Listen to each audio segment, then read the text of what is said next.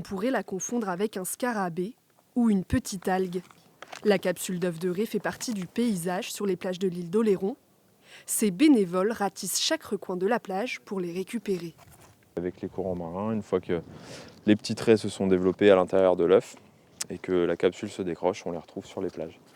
Depuis 2010, l'association a récolté plus de 600 000 capsules. Un volume impressionnant. On va rassembler toutes les capsules qu'on a trouvées sur la première plage pour ne pas les confondre avec d'autres. Comme ça, on aura plus de précision dans les données d'échouage qu'on va ensuite rentrer dans une base de données. Car la raie fait partie des poissons menacés. Certaines espèces sont protégées sur liste rouge, d'autres sont pêchées, mais peu d'études ont été réalisées.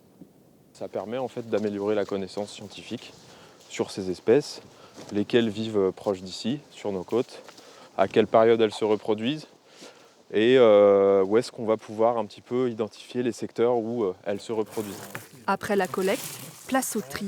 Donc 175. Au total, 5240 capsules récoltées en une matinée par une quarantaine de participants. Devant l'accumulation de centaines de milliers de capsules, l'association a eu une idée.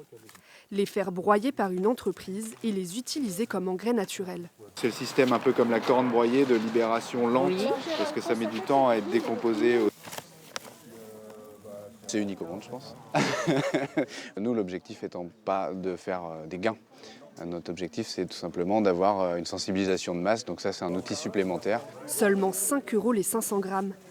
Dans les jardins des particuliers et bientôt chez les maraîchers bio, la chasse à la poussière de capsules d'œufs de raie ne fait que commencer.